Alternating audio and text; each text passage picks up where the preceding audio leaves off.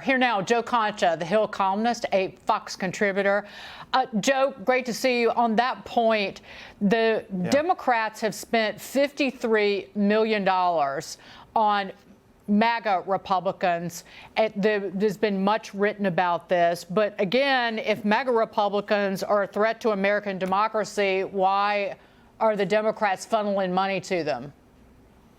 Dagan, I suppose it's because they think that, OK, put them into a general election and then they will be beatable. But it completely defeats the message as far as we need to stop these people or else democracy will crumble. But we're going to prop them up, giving them a chance possibly to win. It's going to rub voters a very wrong way, Dagan. And on that note, these two stories go hand in hand, that the 2022 midterm voting is already starting.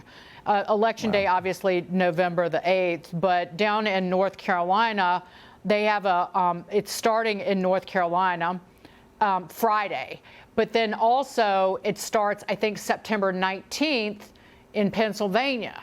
And on that note, the Washington Post editorial board has written that John Fetterman needs to debate more than once for the U.S. Senate, and even saying point blank that he needs to stand up and prove that he is of sound mind, and certainly do it before September 19th when voters can cast those early mail-in ballots. It's kind of a, and meanwhile, they're walking out, I mean, they're going out.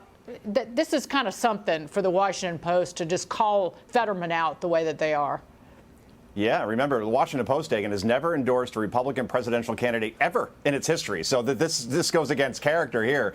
But John Fetterman is saying, oh, yeah, I'm willing to debate, but I'll do it in late October. You know, only after thousands upon thousands of mail-in votes will already be submitted and counted. And you know, what he wants to do here, he doesn't want anybody to see him in a debate environment or do a press conference, which he has not done yet, or do anything outside of a T-ball MSNBC interview. So he's trying to run the clock out because his struggles recovering from this massive stroke is obvious. And remember, this stroke happened more than 4 months ago, and it appears that his speech and motor skills are not improving. And if John Fetterman, you know, is able to capture this Senate seat, I'm wondering, all right, how exactly does he debate on the Senate floor if he can't even debate his opponent in Dr. Oz? So when the Washington Post is calling you out, he has nowhere to go here except to agree to this, I would think, because it looks like he's running. Right, he's running for a 6-year term, too. That is a long haul, particularly if somebody is in bad health now. And the Washington Post editorial was especially searing, I thought. They said that the campaign has squandered credibility, concealing from the public for 2 days that he had been hospitalized after the stroke. They dragged their feet given a complete picture of his health history. And their response to questions about his health now is to point to a doctor's note that was released 14 weeks ago. And if you watch him, he is struggling.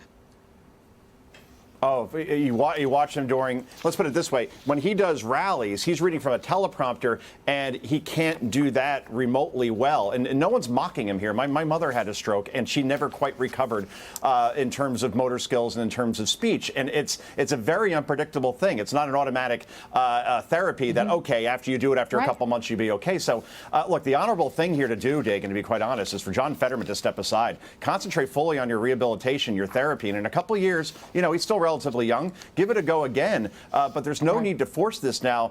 When you look at the way he speaks and the way he's conducting himself overall and refusing debate, this does not serve Pennsylvania voters very well. Right. My mother also had a cancer-related stroke.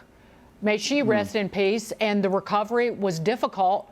She was able to do it. But again, not running for Senate. I want to move down to Florida. It's, you know, always ripe for stories, political or otherwise. Charlie Crist, the Democrat candidate for the governor's race, making some pretty sacrilegious metaphor about his opponent. Listen to this, Joe. Okay. We got a divider on the other side and a uniter over here. You know, some people call him the Satan. Have you heard that? One of the nicer ones. The Satan versus that. Oh, think about it. Boom. And the choice is crystal clear. There's no question about it. It is crystal clear. He's bad. We're good. That is from DeSantis's campaign, but He thinks very highly of himself, doesn't he? He's Christ-like. Wow.